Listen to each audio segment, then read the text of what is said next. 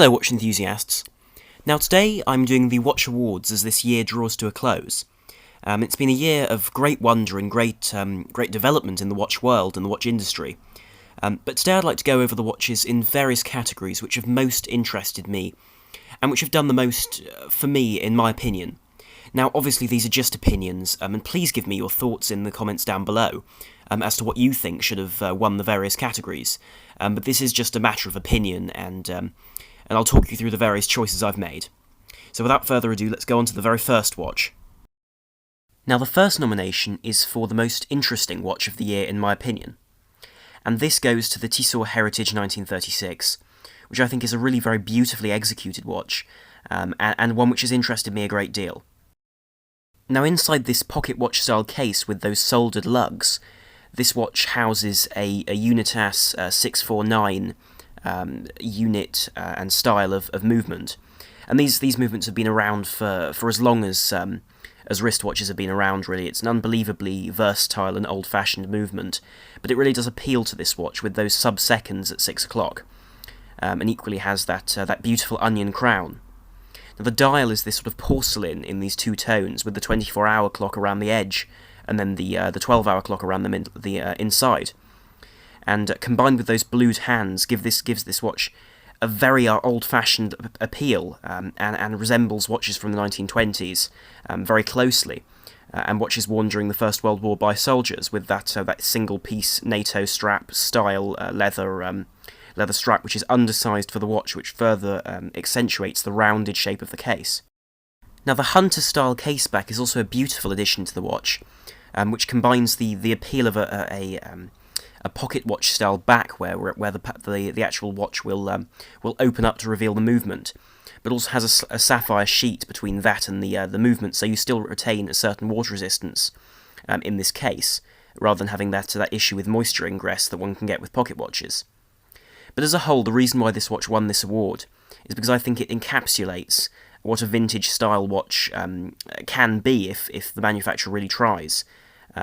And also is something which one rarely sees, and I don't think I've ever seen a watch which encapsulates pocket watches quite so well. So for that, this watch definitely wins the award, and I believe rightly so. I do also think it's wonderful that Tissot are making a watch of this type, at a fantastic price really, of around the £700 mark, with that beautifully finished movement and this generally quirky style of case. So in my opinion, this really does make the most interesting watch to come out this year. The next award, which is the most historically interesting watch of the year, must go to the Bulova Moonwatch. And this is a watch which came out earlier this year, and I believe is a very, very interesting piece in terms of its significance historically to the watch world. Now, of course, it's based on a watch which was mechanical in the day, worn by an Apollo 15 astronaut to the moon, as their Speedmaster broke on the way there. And from there on in, this has been a very interesting watch, as it's a recreation of that original timepiece.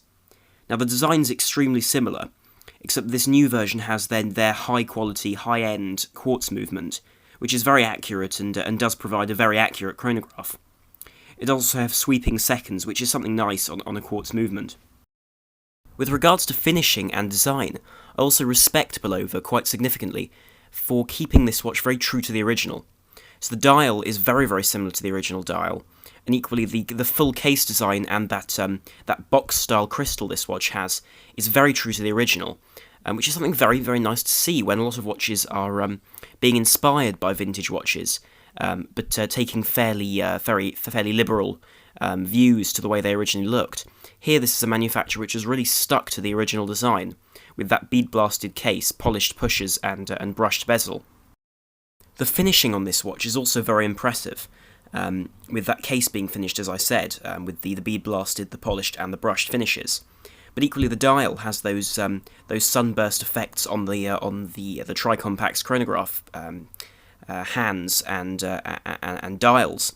But equally it has a very legible design to the rest of the dial, with that tachometer being inset under the crystal, and then also that box crystal placed on this watch to give it a more old-fashioned appeal. These are all features which one wouldn't expect to see for around the £500 or £600 mark, which one does see on this watch. This watch is also very true to the original, with that rubber or leather strap and or the bracelet if you buy it with the bracelet. This watch comes with a traditional style Velcro NASA strap, which would have been worn with the watch originally to provide added security when on the wrist of an astronaut. This has been included with the watch, which is a very nice touch, and does show the fact that Bulova is really trying to be true to the original, and show the real heritage of this watch, which is again something else which I respect, and really allows me to give this award to this particular watch. So, the next award is the most bizarre product of the year, and this has to go to the Zinn dual strap system.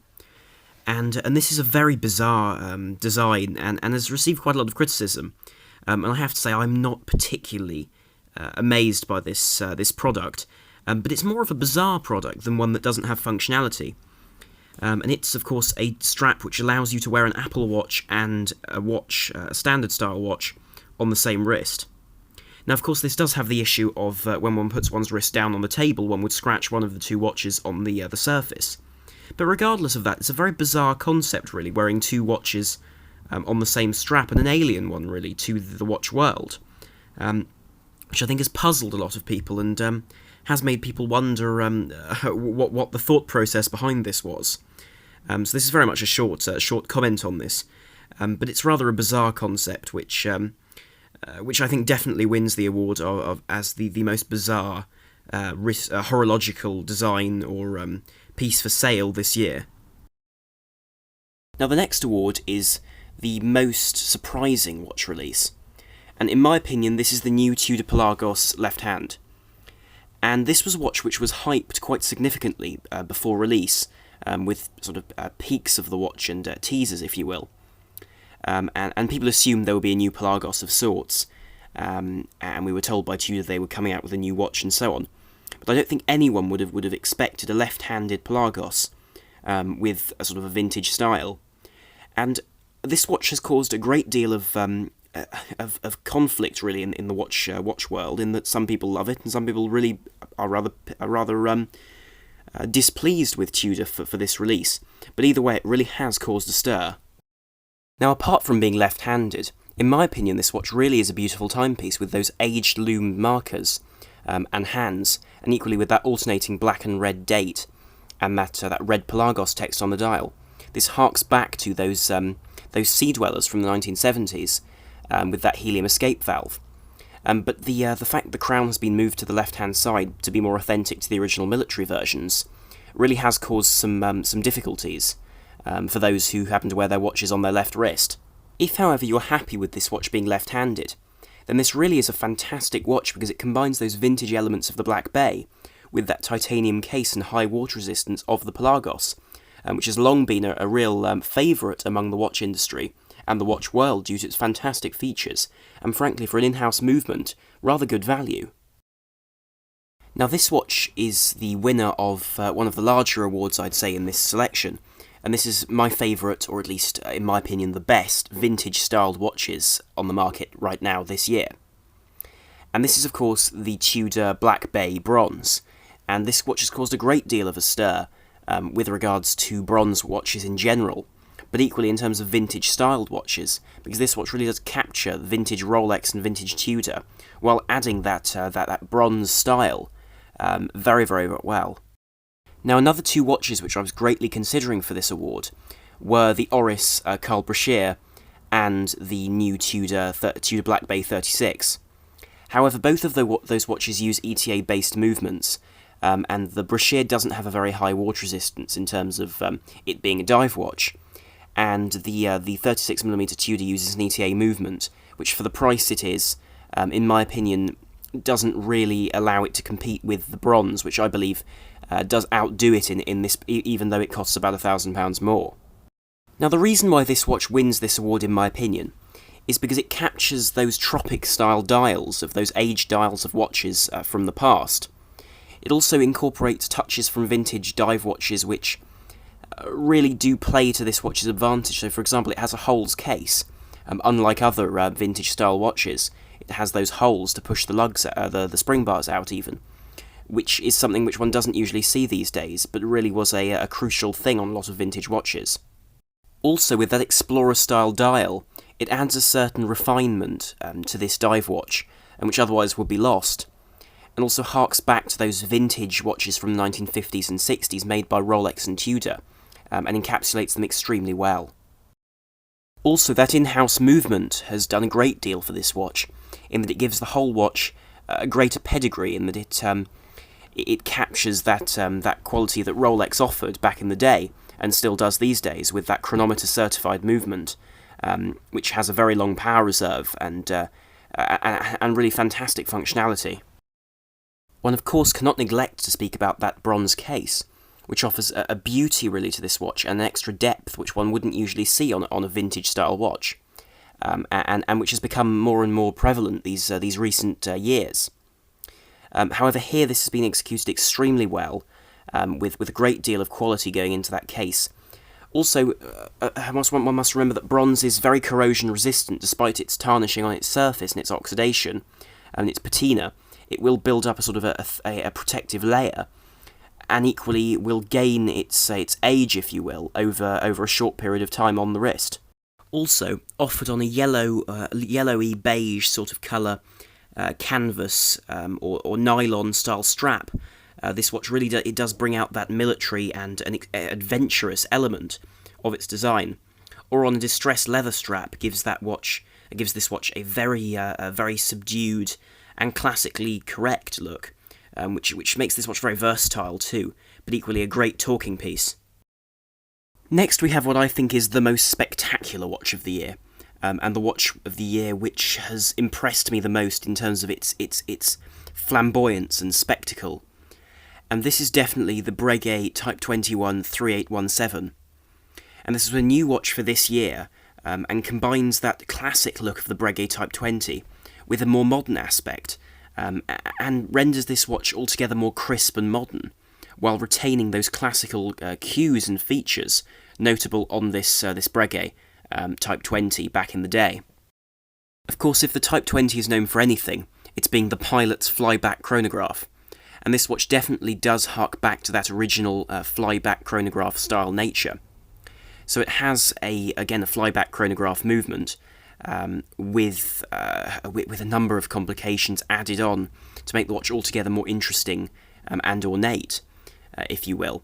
It also has the date moved to 6 o'clock to give a certain balanced look to the dial, with those diamond-shaped indices at 3 and 9 to further add that old-fashioned steampunk style.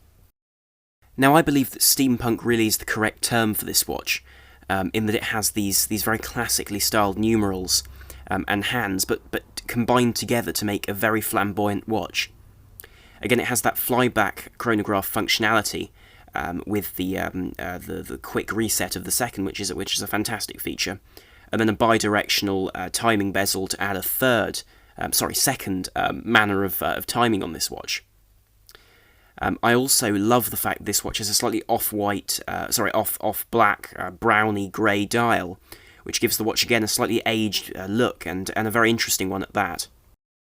Now, among the many finishes on the dial, with lines and streaks and various types of perlage, and again recessed subdials on the dial itself, I believe the most interesting thing on it is under Breguet's retour en vol, which means, of course, flyback in French, but also means return to the air, return to flying, which harks back to that real aviation and classic aviation theme this watch has.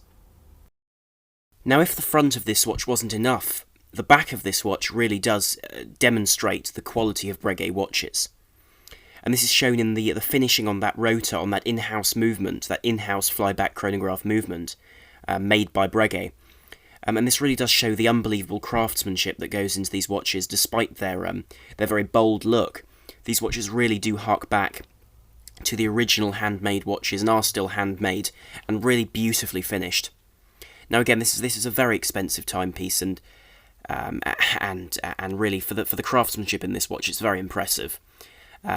But I do think this watch definitely wins the award of the most spectacular and most flamboyant watch of the year with regards to what it can do. And this really is demonstrated by nothing more than even the finishing on the back of this watch through that exhibition caseback, and really does demonstrate how incredible this watch really is. Next we have the most eagerly awaited watch release of the year, and this is without a shadow of doubt the Rolex Daytona. And this is of course a very historic chronograph, which of course originated in the 1950s as a racing chronograph, and has remained a racing chronograph, though has moved more into the luxury segment. And of course this is the Cerachrom version with that ceramic bezel and fully polished case, and has moved more into a dress sort of style without that brushing on the case. Nonetheless, though, this watch has a massive premium on it now, bringing up the price by about £5,000 if you buy one new from a dealer, which is quite impressive, really, for a brand new watch. But of course, it's understandable when one looks at actually how long it has been since Rolex last released a new Daytona, and that was 16 years ago. So for 16 years, this watch hasn't had an update, and finally it's come. And this, of course, does show just how eagerly awaited this watch has been, considering those premiums on the price.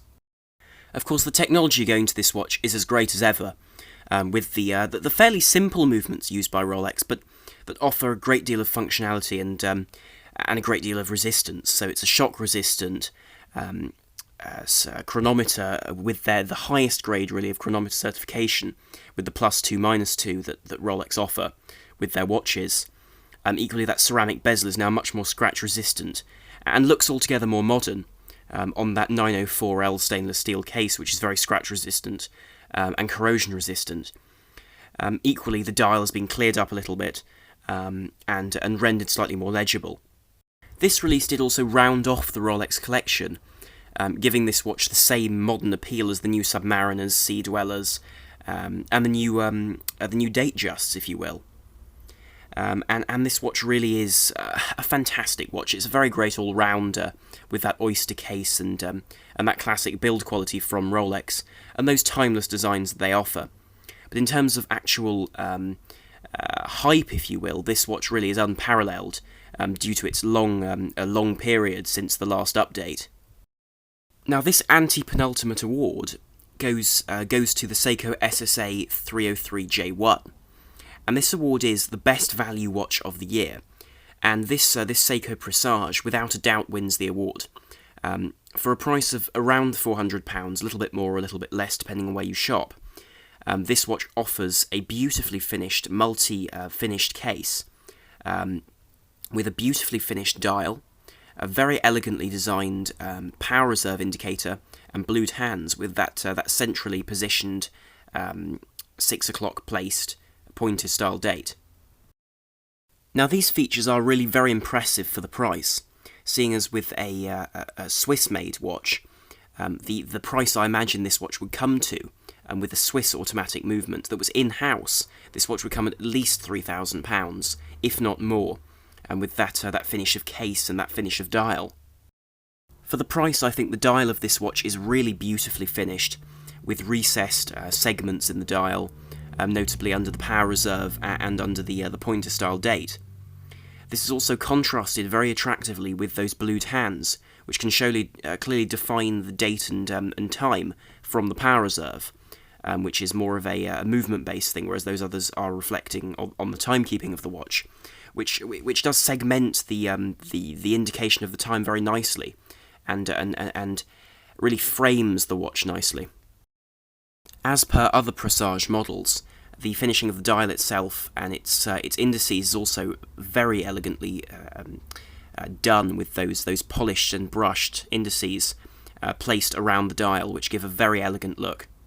In terms of the case of this watch, nothing has been left out either, with polished and brushed finishes and multifaceted edges, giving this watch a very contemporary look, but very distinctive to Seiko style. Which really is an interesting thing to have on a watch of this price.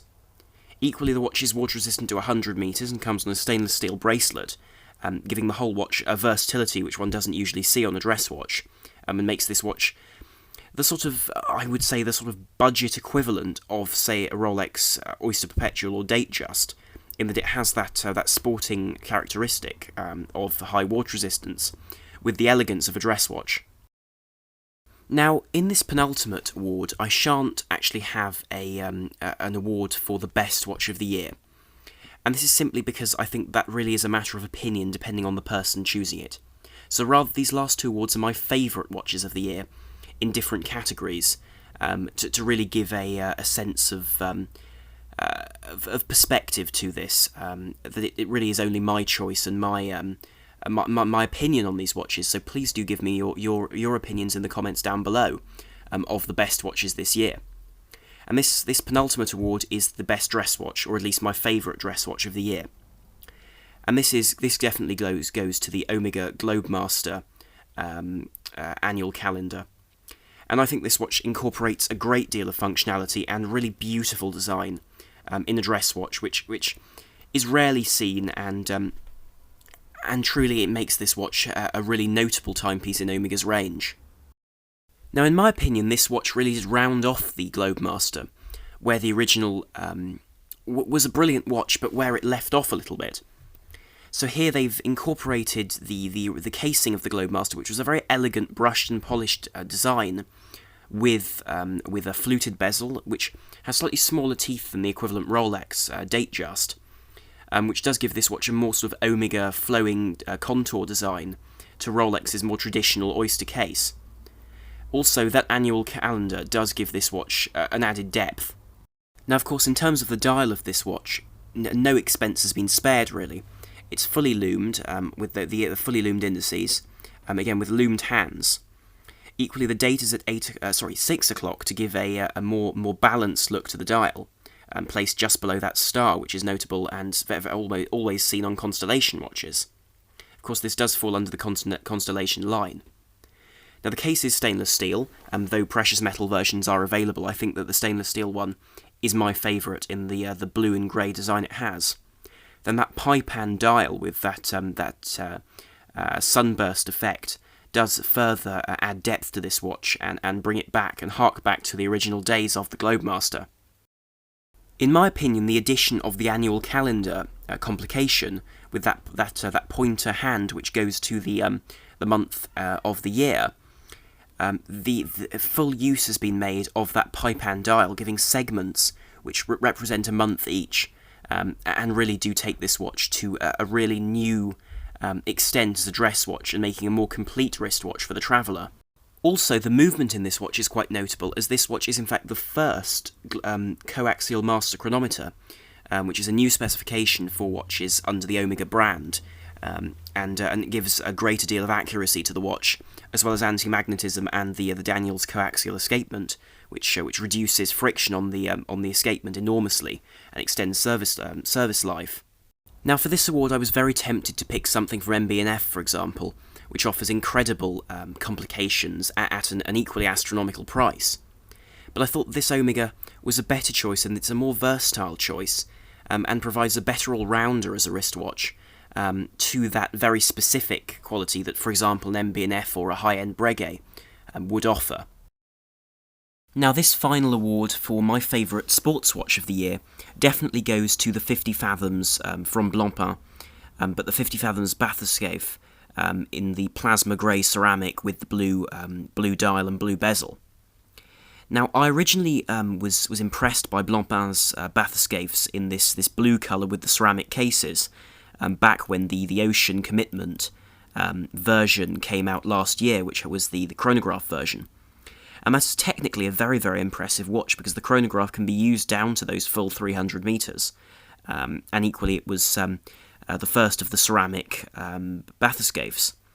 However, in my opinion, the dial was a bit too busy for my liking, and really was just too much, I think. Whereas here, they've really gone back to the basics with the Bathyscaphe, as being a more simple 50 Fathoms, and really have made a beautiful watch here. Also, the position of the Bathyscaphe in relation to the 50 Fathoms has changed, whereas originally this was seen as a more low-end version compared to the full-on 50 Fathoms. Now it's seen more of a side branch, if you will, giving a more minimalistic look to a classic diver. Now, for me, the looks of this watch are legendary. They go back to the original Bathyscaphe, however you'd like me to say it.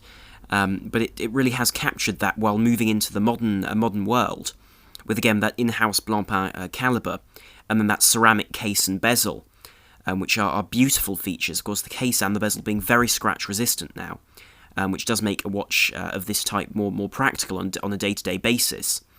Whereas the increased fragility of the case really won't be a problem for most people, as this is more of a desk diver, if you will, for most.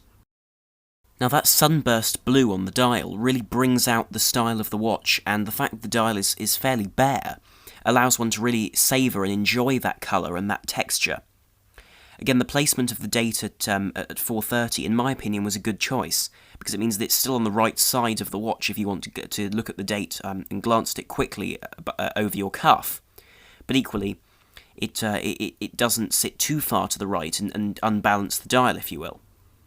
The indices are quite small, and some have said difficult to read, and I imagine underwater this watch wouldn't be the most legible watch in the world. But I think as a stylistic dive watch and a stylised sports watch, this watch really has hit the nail on the head on that blue canvas style sailcloth strap. Again, the bezel has indices all the way around to give better legibility to the watch if you are timing something with the bezel, but equally has kept a minimalistic air by moving the actual numerals of 15, 30 and 45 only to the four edges of the bezel, rather than placing them more frequently around other edges. The hands are again very minimalistic, but do hark back to the originals with that square design. And also the dial itself and the writing on it is very simple, with simply Blancpain 50 Fathoms Bathyscaphe and Swiss made, really leaving the dial very bare, and bare to enjoy that texture and that beautiful colour. Anyway, that concludes the awards for 2016, and I'm very much hoping for more beautiful watches to come out in 2017. Now, later in the month, possibly the next video or maybe one after that, there will be a video I'm producing about good gift ideas in the horological world for Christmas and other religious festivals coming up. So thank you very much for watching. If you did enjoy this video, then please do like, share and subscribe to see more content on this channel in future. So thank you very much for watching. This is Arm on the Watch Guy, over and out.